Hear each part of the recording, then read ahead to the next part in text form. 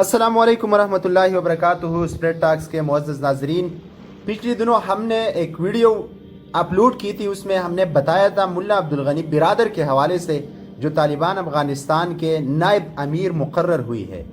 آج کی ویڈیو میں انشاءاللہ ہم ملا ہبت اللہ اخنزادہ کے بارے میں بات کریں گے۔ اس وقت افغان طالبان یا امارت اسلامی افغانستان کے امیر یا سپریم کمانڈر ملا ہبت اللہ اخنزادہ ہے۔ تو چلیے اس ویڈیو کو شروع کرتے ہیں۔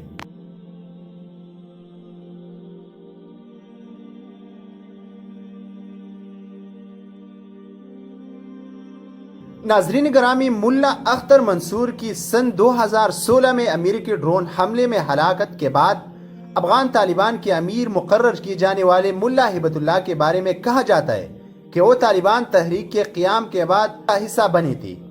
بی بی سی سے بات کرتی ہوئی افغان امور کے ماہر صحافی رحیم اللہ یوسف زئی نے بتایا تھا کہ ملا ہبت اللہ افغان طالبان کی 1994 میں قندھار سے شروع ہونے والی تحریک کے 33 ارکان کی تنظیم کا حصہ نہیں تھی۔ انہوں نے بتایا کہ ملا ہبت اللہ اصل میں ایک مذہبی رہنما ہے جن کا جنگی تجربہ کم ہے، لیکن اس وقت طالبان دڑے بندیوں کا شکار ہے، جن کی وجہ سے ایک مذہبی رہنما کو سربراہ مقرر کیا گیا ہے تاکہ زیادہ لوگوں کو اعتراض نہ ہو۔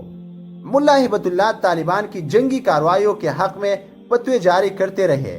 وہ سن 2001 سے قبل افغانستان میں قائم طالبان کی حکومت میں عدالتوں کے سربراہ بھی رہی ہے۔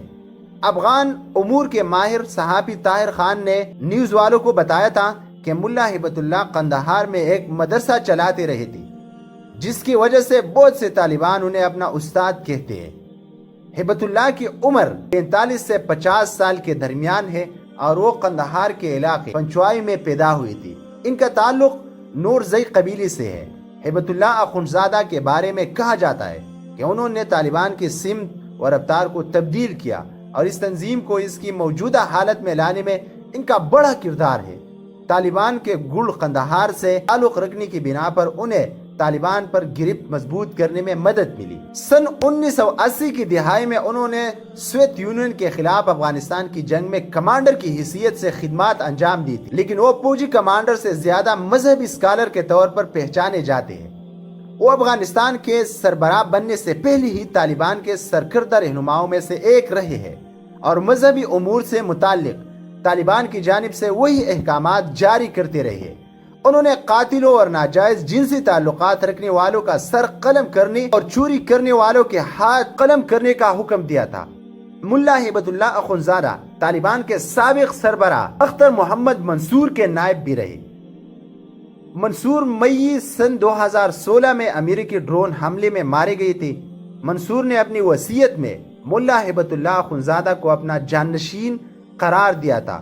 خبر رساں ادارے کے مطابق وصیت نامہ ان کی تقرری کو قانونی حیثیت دینے کے لیے تھا، لیکن طالبان نے ان کی انتخاب کو متفقہ طور پر کیا جانے والا فیصلہ بھی قرار دیا گیا۔ ناظرین گرامی، ہم انشاءاللہ 2-3 دن میں کوشش کرتے ہیں کہ طالبان کے ڈھانچے میں جو بھی سربراہ شامل ہے، طالبان کے تنظیمی ڈھانچے میں اب بھی ایسے رہنما موجود ہیں جو ماضی میں افغانستان میں طالبان کی حکومت میں اہم عہدوں پر فائز رہ چکے ہیں۔ اس وقت طالبان کے اہم قائدین کے بارے میں آپ لوگوں تک انشاءاللہ کچھ نہ کچھ معلومات پہنچائیں گے۔